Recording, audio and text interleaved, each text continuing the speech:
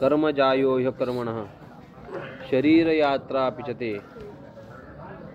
न प्रसिद्धेद कर्मणः. म्हणून नैष्कर्म्य होवावे तरी येथ ते न संभवे, आणि निषिद्ध केवे राहटावे विचारीपा. प्राप्त प्रसंगी प्रवचनरूपी सेवेकरता आलेला श्लोक 3ऱ्या अध्यायातील 8व्या क्रमांकाचा आहे. आजच्या या कार्यक्रमाचं प्रवृत्तीनिमित्त कारण काही जर असेल तर आपल्या सर्वांच्या सुपरिचित असणारे दत्तात्रय शंकर पवार यांचं आकस्मित असं निधन झालेलं आहे, आणि त्याच्या उत्तर कार्यानिमित्तानं आपली ही वाङ्मयीन प्रवचनरूपी सेवा आहे. प्रत्येकाचं मरण हे ठरलेलं आहे. बऱ्याच वेळेला आपण ऐकलेलं आहे, ज्याला येणं आहे त्याला जाणं आहे.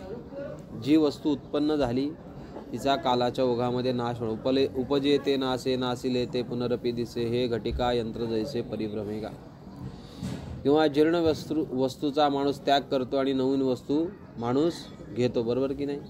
भगवान परमात्मा सांगतात, वासांशी जीर्णानी यथा विहाय नवानी गृह्णाति नरोपराणी तथा शरीराणी विहाय जीर्णान्यानी संयाती नवानी देही. जीर्ण वस्त्र सांडिजे मग नूतन वेळीजे तैसे देहांतराते स्वीकारिजे चैतन्यनाथ. ज्याला ज्याला येणं आहे त्याला त्याला जाणं आहे. उत्पन्न वस्तूचा नाश होत असतो. तसं मानवी देह जो आहे तो मानवी देह आपला उत्पन्न आहे. आईपासून आपला जन्म झाला. जन्म झालेल्या वस्तूचा कालाच्या ओघामध्ये नाश होणार. बऱ्याच जणांना असा प्रश्न निर्माण होतो का अमुक माणूस इथं गेला नसता तर तसं झालं नसतं. पण प्रत्येक माणसाची कर्मरेषाही ठरलेली आहे. जसा माणसाचा जन्म कुठं व्हावा हे निश्चित असतं, तसं माणसाचं मरण कुठे असतं हे सुद्धा निश्चित असतं. लक्षात ठेवा. सर्वात मोठा भगवान विष्णूचं वाहन असणारा गरुड, त्या गरुडाच्या आईची तब्येत बिघडली, वृद्ध झाली होती. बिघडल्यानंतर सगळे लोक, आता पंतप्रधानाचा पीए म्हटल्यानंतर त्याची ओळख जास्त असते. प्रधानाची ओळख जेवढी नाही तेवढी पीएची ओळख जास्त असते. मग काय करायचं सगळे देवच्या देव सगळे बघायला लागायला लागले त्या विनीतेला. बघता बरेच दिवस झाले. शेवटी एक दिवस गरुडानी संध्याकाळी यायचं आणि विचारायचं, आई आज कोण कोण आलं होतं ग. मग ती म्हणायची, आज इंद्र आला होता, आज चंद्र आला होता, आज आमका आला होता. असा रोज विचारायचा. बरेच दिवस हा क्रम चालू होता. एक दिवस आईने विचारलं, काय रे तू रोज मला का विचारतो, कोण आलं होतं, काय एवढं विचारण्याची गरज काय. तो म्हटला, आई जोपर्यंत यम येत नाही तोपर्यंत माझं बरं आहे. यम आला का तुझं काही खरं नाही. 2-3 दिवस झाले आणि संध्याकाळी येऊन यांनी विचारलं, आई कोण आलं होतं. आज यम आला होता. काय बोलला का. नाही, काही बोलला नाही. मग काय बोलला असेल ना, काय बोलला नाही, फक्त हसला आणि निघून गेला. गरुड म्हटला, आता तुझं काही खरं नाही, आता बहुतेक तू जाणार. ते मरण चुकवण्यासाठी त्या विनीतेला त्या गरुडानं खांद्यावर घेतली आणि हिमालयाच्या उत्तुंग शिखरावरच्या कपारीमध्ये नेऊन ठेवली. कपारीमध्ये नेऊन ठेवल्यानंतर ठेवतो तो 2-4 मिनिटांमध्ये यमराज आले तिथं. त्यांनी विचारलं, काय रे यमा, तू कसं काय इथं आला, तुला हा पत्ता दिला कोणी. तो म्हणतो, मला यम म्हणतात. मला कोणी मला पत्ता सांगण्याची गरज नाही. मी ज्या वेळेला तुझ्या आईला पाहायला आलो होतो त्यावेळेला फक्त तुझ्या आईशी मी हसलो. का हसलो, कारण तुझ्या आईचं मरण तिथं नव्हतं, तुझ्या आईचं मरण इथं होतं. पण इथं कोण घेऊन येईल म्हणून मला हसायला आलं आणि म्हणून मी हसलो. आणि आता माझं अर्धं काम तू केलं, आता अर्धं काम मी करून टाकतो. म्हणजे प्रत्येकाचं मरण अटळ आहे आणि मरण ठरलेलं आहे. मरणाची जागा निश्चित झालेली आहे.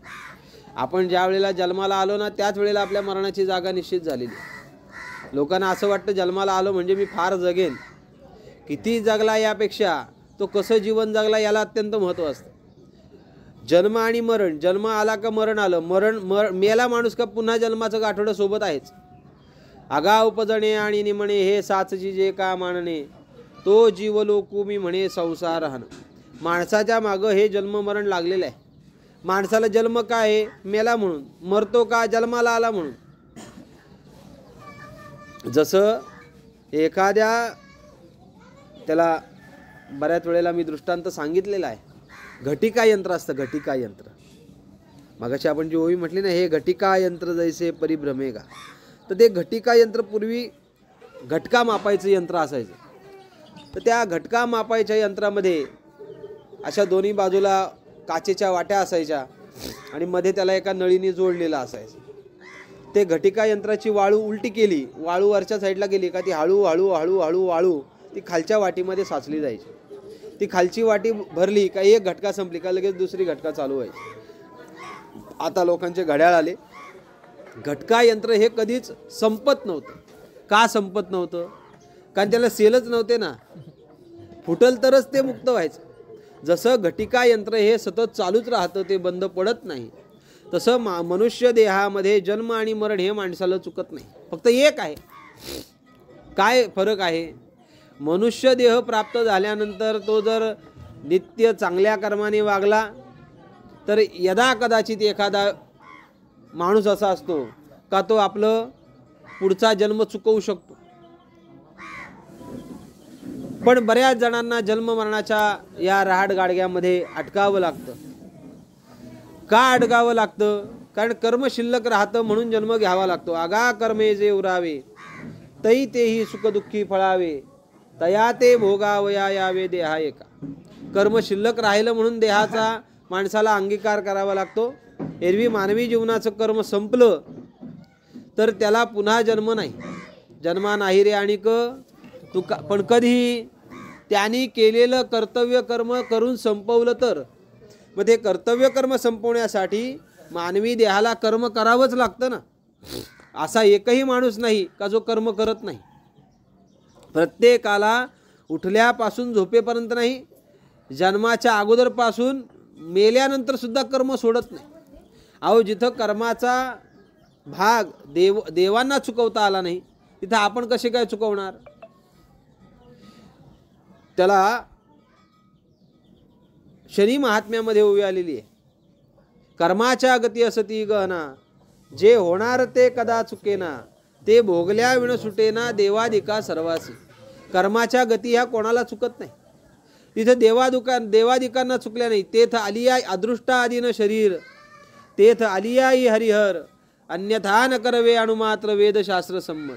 तिथं भगवान कृष्णाना हरीला आणि हराला जर कर्म चुकत नाही तर आपल्याला का कर्म चुकावं असं वाटतं? आपलं सुद्धा कर्म चुकत नाही. फक्त कर्म करताना त्या कर्माची हातवटी आपल्या लक्षात आली पाहिजे. म्हणून कर्म करत असताना ते कर्म कसं करावं. माणसं बऱ्याच वेळा असं करतात, आपल्या वाट्याला आलेल्या कर्माचा बरीच माणसं त्याग करायचा प्रयत्न करतात. पण कर्माचा त्याग करणं म्हणजे आपल्याहून आपण आपल्या अंगावर दोष ओढून घेण्यासारखं आहे. बरीच उदाहरणं आता याच्यावर आपल्याला सांगता येतील. उदाहरणार्थ, गावामध्ये सप्ताह आहे. सप्त्याला वर्गणी जमा करायची सुरुवात झालेली आहे. वर्गणी जमा करणारे आपल्या घरी आलेले आहेत. आपली संपत्ती एवढी आहे.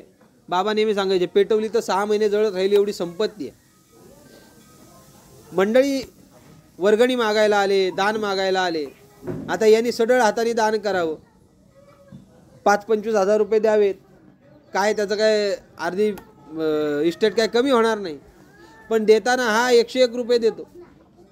आलेलं दान करण्याचं कर्म याचं चांगलं आलेलं आहे. कारण दानासारखं पुण्य जगामध्ये कुठलं नाही आहे. दान हे सर्वश्रेष्ठ आहे.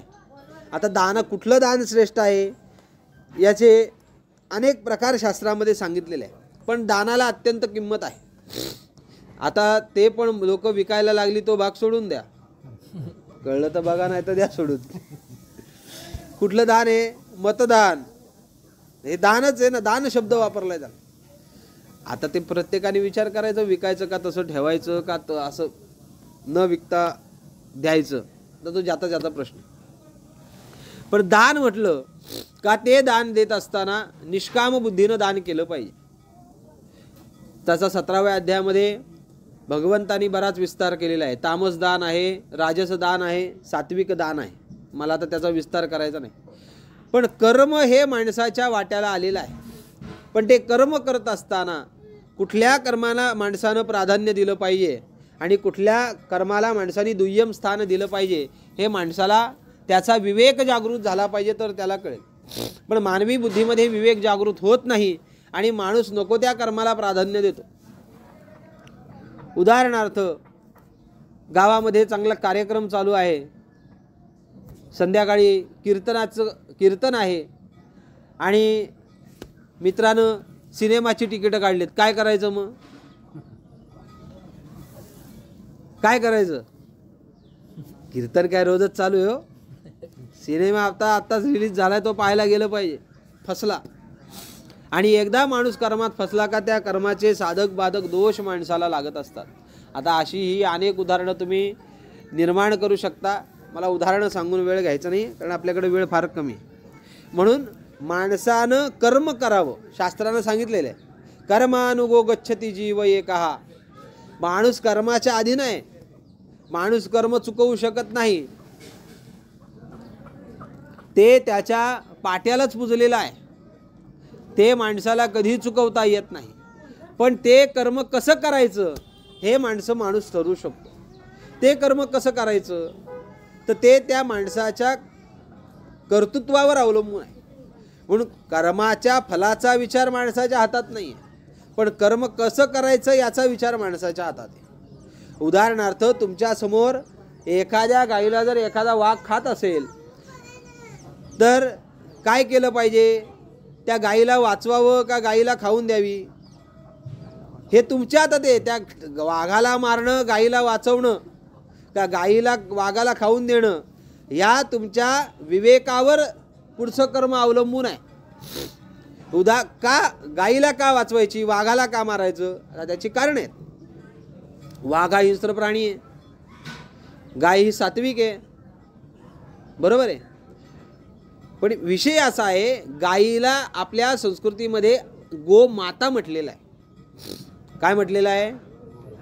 आणि शास्त्राने असं सांगितलेलं आहे, आपल्या आईचं रक्षण आपल्याला करता आलं पाहिजे. मग आईचं रक्षण करायचं या नात्याने जर तुमच्या विवेकानं जर त्या वाघाला ठार मारलं तर त्याला पाप लागत नाही. दया तिचे नाव भूतांचे पाळण, आणिक निर्दळण कंटकाचे. धर्मनीतीचा हा ऐकावा व्यवहार, निवडिले सारा सारते. ही कर्माची नीती आहे. कर्म म्हणजे धर्म आहे. आणि ही कर्माची नीती अशी आहे का समोर जर एखादं गाय, त्याला ज्ञानेश्वर महाराजांनी 18व्या अध्यायामध्ये बरेचसे दृष्टांत वापरलेले आहेत. का चिखले रुतली गाय, धड भाकड ना पाहे, तया चिचगुलानी होय काला बुला. उदाहरणार्थ, एखादी गाय चिखलात रुतलेली आहे. अनेक लोक रस्त्याने जातात पण ते त्या गायीला काढण्याचा प्रयत्न करत नाही. एकाला इच्छा निर्माण झाली, तो गायीला काढण्यासाठी चिखलात चालायला लागला. दुसरा आला, अरे त्या गायीच्या जवळ जाऊ नको, ती गाय भाकडे, ती गाय लाथा मारते.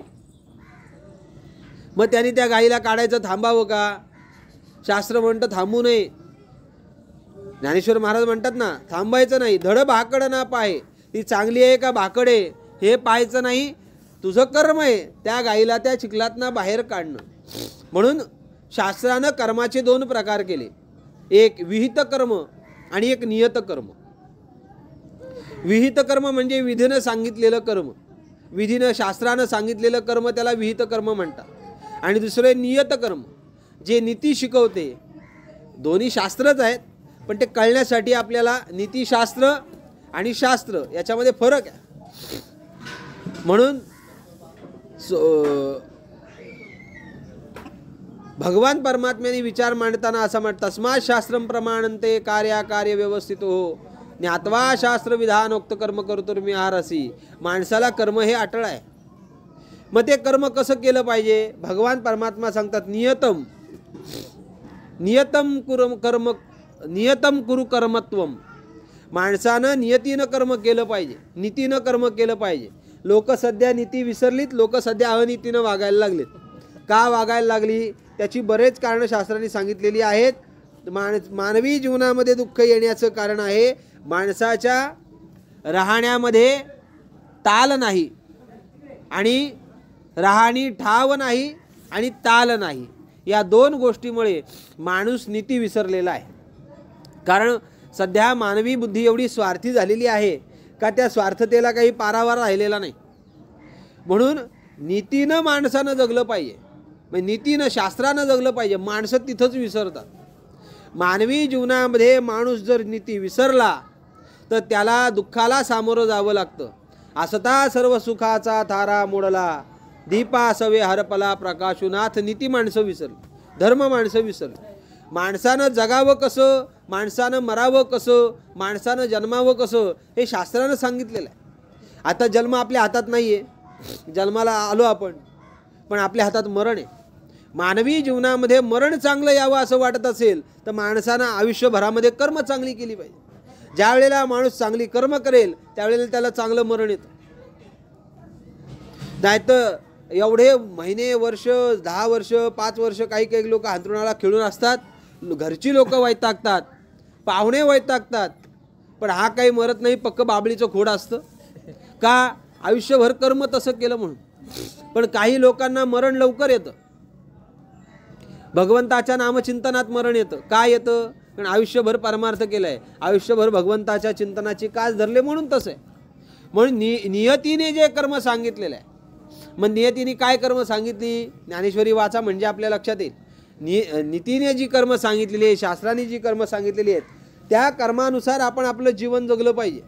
त्या कर्मानुसार जर आपण जीवन जगलं तर महाराज म्हणतात, उत्तमची गती तो एक पावेल, उत्तम भोगील जीवखाणी. त्याच्या जीवनामध्ये तो उत्तम गतीला प्राप्त होईल. म्हणजे काय, तो अधोगतीला तर जाणार नाही, पण उत्तम गती त्याला प्राप्त होईल. म्हणून माणसानं नियतम कुरु कर्मत्वम कर्म ज्याह्योय कर्मणः शरीर यात्रा पिचते न प्रसिद्धेद कर्मणा. भगवान परमात्मा सांगतात, माणसानं शास्त्रानुसार कर्म केलं पाहिजे. आणि ते जर कर्म केलं तर काय होतं, तर त्या कर्माचं त्याला चांगलं फळ प्राप्त होतं. पण माणसानं जर कर्माचा त्याग केला, शरीर असेपर्यंत, शरीर यात्रा पिचते. आपण तीर्थयात्रेला जातो ना, ती यात्रा आहे, पण आपल्या देहाची सुद्धा यात्रा आहे. जन्मल्यापासून चालू झाली आणि ती मरणाच्या शेवटी संपणार. पण ह्या जन्म मरणाच्या यात्रेमध्ये जे कर्म आहे ते कर्म माणसानं चुकवायचं नाही. वाट्याला आलेलं कर्म माणसानं जर निष्काम बुद्धीनं केलं तर काय होतं, शरीर यात्रा पिचते न प्रसिद्धेद कर्मणः. ते कर्म जर त्यांनी कर्म चुकवलं तर त्या कर्माचे दोष लागतात. आणि जर त्यांनी ते कर्म यथाविधी यथायोग्य विवेकानं जर केलं तर भगवान परमात्मा सांगतात त्या कर्माचं त्याला फल प्राप्त होतं. म्हणून पण ते कर्म करायचं कसं, कर्म करायचं पण ते कर्म निष्काम बुद्धीनं करायचं. माणसं कर्म करतात पण सकाम बुद्धीने करतात. हो, साधं देवांचा अभिषेक घालायचा म्हटला तरी ब्राह्मण म्हणतो संकल्प करा, आणि मग त्या संकल्पामध्ये यादीच्या यादी मागतो. किती मोठी यादी, अस्माकम सकल कुटुंबानाम सपरिवाराम क्षेम स्थैर्य आयु आयुरारोग्य द्विपद चतुष्पद स्थावराणाम, हे सगळं मागतो. पण हे मागत असताना निष्काम बुद्धीने त्यांनी केली का भक्ती? नाही केली. ही सकाम बुद्धीनं चाललं. मग सकाम बुद्धीनं केलेलं कर्म हे कुठं ना कुठेतरी माणसाला त्रास देतं. त्याचं फळ मिळतं, फळ मिळत नाही असं नाही, पण सकाम बुद्धीनं कर्म करणं म्हणजे तो व्यवहार करणे, आणि निष्काम बुद्धीनं कर्म करणं म्हणजे ते एक चांगलं पुण्याचं साधन आहे. लोक सध्या सकाम, अहो साधा माणूस आहे ज्याला काही व्यवहार कळत नाही. अक्सा वेड्या माणूसाला जरी आपण विचारलं, काय रे घरी कामाला ये, तो विचारतो कामाला येतो पण अगोदर पैसे घेणार बोल. प्रयोजनम अनुद्दिष्टम मंदापि न प्रवर्तते. मंद माणूस सुद्धा एखाद्या कार्याचं, एखादं कार्य करण्याच्या अगोदर त्या कार्यातनं प्रयोजन काय, मला फायदा काय हे अगोदर पाहतो. पण ते कर्म करत असताना, मानवी जीवनामध्ये परमार्थ करत असताना त्यांनी निष्काम बुद्धीनं कर्म केलं पाहिजे. माऊली तेच म्हणतात ना, म्हणून नैष्कर्म्य व्हावे, निष्काम बुद्धीनं परमार्थ केला पाहिजे. तरी येथ ते न संभवे.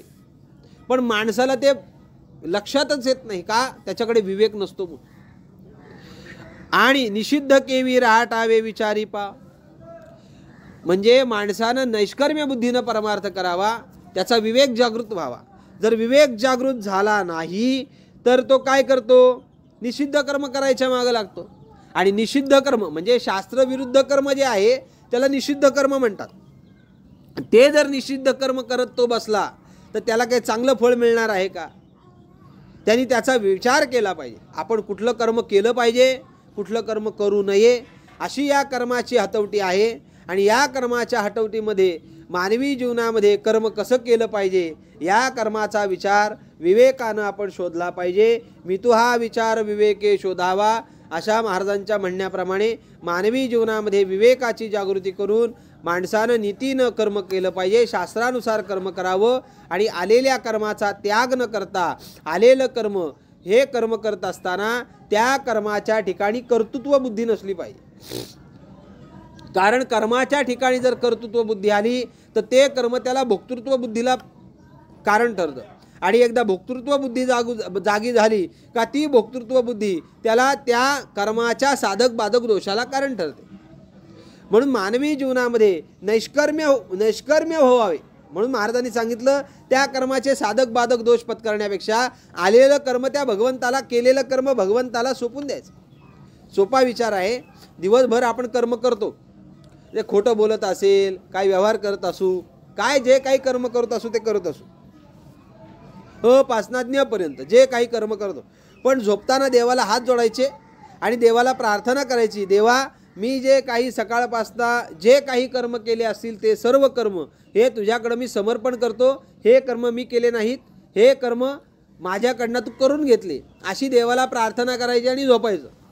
का त्या कर्तृत्वाचा मद आणि त्या कर्मफलाचा आस्वाद आपल्याकडे न घेतल्यामुळे ते कर्म देवाला समर्पण होतं. स्वकर्म कुसुमांची विरा पूजा केली होय अपारा तोषा लागी.